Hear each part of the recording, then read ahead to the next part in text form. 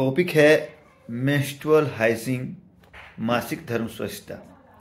बिहार सरकार द्वारा, भारत सरकार द्वारा बहुत सारा स्कीम चलाया जाता है, क्योंकि औरतों में मासिक संबंधित बहुत सारी मिथ्या हैं और बहुत सारे भ्रम हैं जो पुराने समय से ही चली आ रही है। यदि इस भ्रम को महिलाओं से दूर नहीं किया गया तो महिलाओं में होने वाली जो बीमारियां हैं, जो गर्भाशय से रिलेटेड जो बीमारियां हैं, वह 90% बीमारियां जो होता है फीमेल सैनिटेशन से संबंधित होता है या मेंस्ट्रुअल हाइजीन नहीं मेंटेन करने के चलते होता है। तो सरकार के द्वारा, बिहार सरकार के द्वारा, भारत सरकार के द्वारा बहुत सारा स्कीम चलाया जा रहा है मानसिक स्वच्छता को लेके, ताकि मेंस्ट्रुएशन के समय में कैसे रख रखाव करें लड़कियां या फिर औरतें, क्योंकि इससे दैनिक जीवन भी प्रभावित होता है, काम काज भी प्रभावित होता है। बच्चों, यदि बच्चियां हैं तो उनका स्कूल भी डिस्टर्ब होता है यदि वे प्रॉपर तरीके से इसके मेथड को नहीं समझती हैं। इसलिए सरकार के द्वारा विभिन्न योजनाओं के द्वारा आंगनबाड़ी सेंटरों पे, सरकारी संस्थानों पे हमेशा जागरूक अभियान चलाया जाता है और फ्री सैनिटरी पैड का वितरण किया जाता है। इसी संदर्भ में हम लोग भी काम कर रहे हैं। जितनी भी समाज सेवी संस्थाएं हैं, ट्रस्ट हैं, एनजीओ है, वे सारे काम करती है। इसी को लेके हम लोग आरोग्य चैरिटेबल ट्रस्ट, जो एक बिहार की संस्था है, उसके द्वारा भी जगह जगह पे जाके फीमेल सैनिटेशन पे, फीमेल हाइजीन पे, मेंस्ट्रुअल हाइजीन पे लगातार काम होते रहता है, जागरूक हम लोग करते रहते हैं। तो हमको एक लगता है कि यह एक ऐसी की प्रॉब्लम है जो कि फिजियोलॉजिकल है, बायोलॉजिकल है कह सकते हैं, क्योंकि प्रत्येक के औरत और महिलाएं जो 18 साल से जब अपने युवावस्था में प्रवेश करती हैं, 18 साल से लेकर मोनोपॉज जो डेवलप होता है, जब तक महीना बंद होता है, उसके बीच में हर महीना जो महीना आता है औरतों में, मासिक धर्म जो आता है, वह एक बायोलॉजिकल प्रोसेस है। यह एक हमारे शरीर का नॉर्मल फंक्शन है। तो इसको समझना पड़ेगा और इससे संबंधित क्या क्या सावधानी बरतना है, क्योंकि मेंस्ट्रुएशन तो हर महीना होना है। तो हर महीना होता है तो मेंस्ट्रुएशन होता कैसे, सभी को मालूम है कि ओवुलेशन जब अगर नहीं फॉर्म में जाइगोट नहीं फॉर्म होता है तो वह प्रक्रिया एवोल्यूशन, जाइगोट नहीं फॉर्म होने के चलते क्या होता है कि जो अंडा को अगर स्पर्म नहीं मिल पाता है तो उसके द्वारा जो फिर बाद में मेंस्ट्रुएशन डेवलप होता है।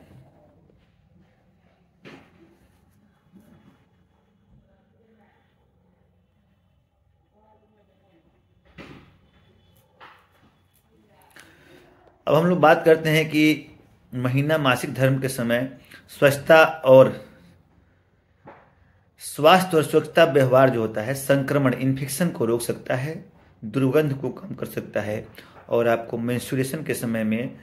कंफर्ट महसूस कर सकता है। यदि आप इस अवधि में रक्त को शोषित करने वाला, जो मेंस्ट्रुएशन मासिक धर्म के समय जो रक्त निकलता है, उसको एकत्र करने के लिए वह बाहर फॉलो नहीं हो, उसके चलते बहुत सारी लड़कियां काम काज पे नहीं जाती है, बहुत सारे लोग स्कूल नहीं जा पाते हैं। तो यदि उसके से संबंधित साधन जो होता है, जिसमें वह मासिक धर्म का जो ब्लड जो 2 से 7 दिनों तक जो नॉर्मल फ्लो होता है, यदि उसको रोकने का कोई व्यवस्था किया जाए, उत्पाद, उससे रिलेटेड जो उत्पाद का इस्तेमाल किया जाए, जो प्रोडक्ट है उसका इस्तेमाल किया जाए, तो वह प्रोडक्ट क्या हो सकता है, सैनिटरी पैड हो सकता है, टेम्पोन हो सकता है, मासिक धर्म कप हो सकता है, मासिक धर्म डिस्क हो सकता है, पीरियड अंडरवियर शामिल हो सकता है। तो इस सभी संसाधनों का उपयोग करके औरतें जो होती है, युवतियाँ जो होती है, यह उसके तौर पे इस्तेमाल कर सकती है। दूसरा क्या चीज़ है कि जब मासिक धर्म होता है तो उसमें बहुत सारी सावधानियां बरतनी होती है, क्योंकि मासिक धर्म के समय क्या होता है कि जो आपका यूट्रस का, जो औरतों का जो गर्भाशय का जो मुंह है वह खुला रहता है, तो बहुत सारे इन्फेक्शन जाने का रास्ता खुला रह जाता है। क्योंकि आपको मालूम होना चाहिए कि वेजाइना जो होता है, वेजाइना के ऑरिफिस जो होता है, उसके ऊपर यूरेथ्रा का भी ऑरिफिस होता है, यानी कि औरतों में पेशाब का नली और जो बच्चा जन्म लेने वाला है, मासिक धर्म वाला जो रास्ता है, वह अलग अलग होता है, लेकिन जगह एक ही होता है। तो दोनों में बीमारी फैलने का चांस बढ़ जाता है यदि आप प्रॉपर तरीके से जो सैनिटरी पैड का यूज नहीं करते हैं, या फिर सैनिटरी पैड का यूज करते हैं, उसको प्रॉपर तरीके से डिस्पोजल नहीं करते हैं, उसका निष्पादन नहीं करते हैं, तो वह सब प्रक्रिया होती है। इसलिए आपको शौचालय उपयोग करने के पहले और शौचालय उपयोग करने के बाद, जब आप सैनिटरी पैड बदल रहे हो, तो अपना हाथ जरूर धोना है। और उपयोग करने के बाद जो आपका सैनिटरी पैड या जो भी मासिक धर्म से संबंधित उत्पाद का या प्रोडक्ट का आप इस्तेमाल कर रहे हैं, उसको प्रॉपर जो है डिस्पोजल का कूड़ेदान में डालना है और कभी कभी क्या होता है किसी किसी जगह पे, किसी किसी वर्क पैलेस पे या फिर हॉस्पिटल में या फिर जगहों पे क्या होता है कि जो सैनिटरी पैड या जो भी चीज़ निकलता है लोग उसको बाथरूम में ही फ्लश कर देता है। तो उससे क्या हो सकता है कि उससे इन्फेक्शन का भी चांस बढ़ेगा और क्या हो सकता है कि वो ऑब्स्ट्रक्शन के चलते बाथरूम ब्लॉक हो सकता है। तो इसलिए इससे परेशानी बढ़ सकती है। इसलिए कहा गया है कि कूड़ेदान में ही फेंके और खुले शौचालय में नहीं उसको बहवाना चाहिए। और देखिए सैनिटरी पैड भी बदलने का तरीका है, हर 2 से 3 घंटा या 5 घंटा पर सैनिटरी पैड आप बदल दीजिए। 8 घंटा से ज़्यादा आप सैनिटरी पैड अगर रखते हैं, इस्तेमाल करते हैं मेंस्ट्रुएशन के समय में, तो आपको इन्फेक्शन का चांस ज़्यादा बढ़ जाता है। 8 घंटा के भीतर जो है उसको बदल देना है। यदि ज़्यादा बहाव है, यदि मेंस्ट्रुएशन पीरियड में ज़्यादा ब्लड आता है तो आपको 2 से 3 घंटे पर भी बदलना है। इस तरह हम लोग कह सकते हैं कि सैनिटरी पैड को बदलना चाहिए। उसको एक सैनिटरी पैड को बहुत देर तक इस्तेमाल करने से पेशाब संबंधित बीमारियां, यूटीआई और रिप्रोडक्टिव सिस्टम संबंधित बीमारियां जो फीमेल रिप्रोडक्टिव सिस्टम में होती है, वेजाइटिस, सर्विसाइटिस या फिर जो भी इन्फेक्शन होता है वह बढ़ सकता है। एक टेम्पोन का भी यूज किया जाता है जो हर 4 से 8 घंटा में बदलना चाहिए। इसको भी ज़्यादा देर तक नहीं इस्तेमाल करना चाहिए। पीरियड मासिक धर्म कप का जो मेंस्ट्रुएशन कप का भी उपयोग किया जाता है जिसको हर दिन साफ करना होना चाहिए। और दूसरे साधन के रूप में होता है पीरियड अंडरवियर होता है, इसका भी मशीन से धोने वाला अंडरवियर का उपयोग करना चाहिए। सफाई का सर्वोत्तम तरीका इस्तेमाल करना चाहिए। तो यह सब चीज़ है। आपको मेंस्ट्रुएशन मासिक धर्म के समय डेली स्नान करना चाहिए, पूरा प्रॉपर सफाई में रहना चाहिए। आपको हल्के सूती कपड़े पहनना चाहिए जिससे क्या होता है कि मतलब कि तंग कपड़े गर्मी और नमी फंसा सकते हैं और बैक्टीरिया को ग्रोथ में मदद कर सकते हैं, क्योंकि अगर गर्मी के दिनों में पसीना होगा तो उससे बैक्टीरिया ग्रोथ करेगा। और आपको क्या होना चाहिए कि मासिक धर्म के समय, मेंस्ट्रुएशन के समय जो नियमित जो है वैसे चीज़ों का सेवन करेंगे, जैसे सूती कपड़े या सूती से बने हुए चीज़ का इस्तेमाल करेंगे ताकि जो है बैक्टीरिया या फंगल इन्फेक्शन का चांस नहीं बने। और बहुत लंबे समय तक पैड या पीरियड जो सैनिटरी पैड से संबंधित इस्तेमाल कर रहे हैं या फिर जो अंडरगारमेंट्स पहने हैं उससे बहुत समय तक अगर उसका यूज करेंगे तो उससे इन्फेक्शन या संक्रमण बढ़ सकता है। दूसरा चीज़ है कि जब भी आप मेंस्ट्रुएशन में बाथरूम जाते हैं मेंस्ट्रुएशन के पीरियड में या फिर आप पैड एक्सचेंज करते हैं तो जितना बार आप बाथरूम का यूज करते हैं उस समय आपको हाथ आते जाने के पहले भी धोना है कि इन्फेक्शन उसमें नहीं फैले, और वहाँ से आके फिर भी हाथ का हैंड वॉश करना है ताकि दूसरी जगह इन्फेक्शन नहीं फैले। उसके साथ साथ अपने जो जेनाइटल ऑर्गन्स हैं, जो जेनाइटल एरिया है उसका साफ सफाई का ध्यान रखना है। तो वेजाइना के आसपास के जो निचले हिस्से को धोना है,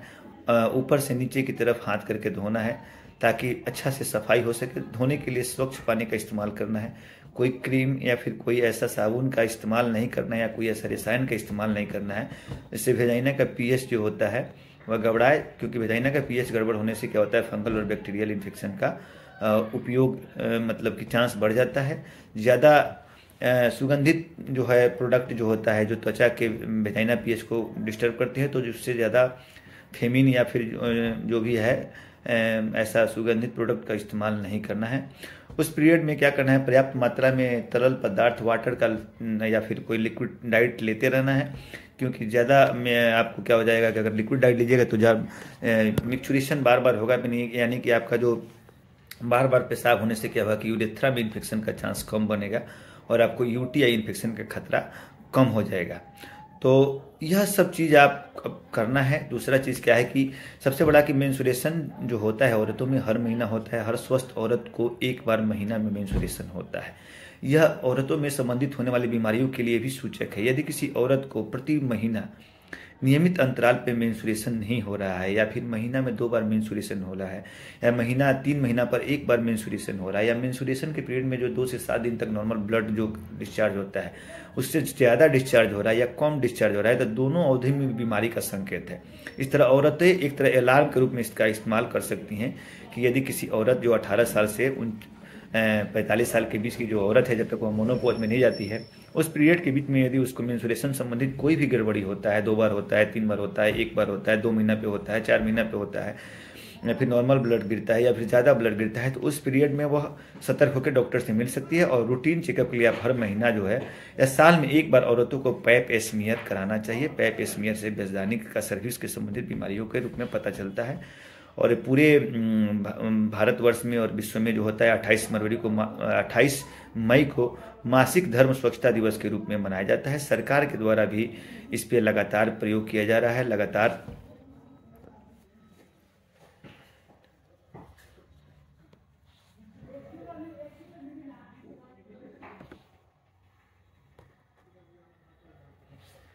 प्रयास किया जा रहा है।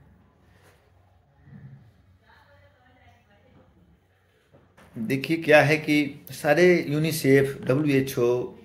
भारत सरकार, बिहार सरकार द्वारा इससे संबंधित जागरूक किया जाता है, क्योंकि बहुत सारे लड़कियां जो पहली बार जो मासिक धर्म होता है उनको यदि उनको जानकारी नहीं रहेगा, जागरूक करना इसलिए जरूरी है, तो वे एकाएक चेंजेस को देख के घबरा जाती हैं, डर सी जाती हैं। तो सबको जानकारी होना चाहिए और इन्फेक्शन का भी चांस बढ़ जाता है यदि जानकारी भी है और प्रॉपर तरह से मेडिकेटेड जो है कपड़ा का इस्तेमाल नहीं करती है मेंस्ट्रुएशन पीरियड में, तो उससे UTI और रिप्रोडक्टिव सिस्टम संबंधित बीमारियों का खतरा बढ़ जाता है।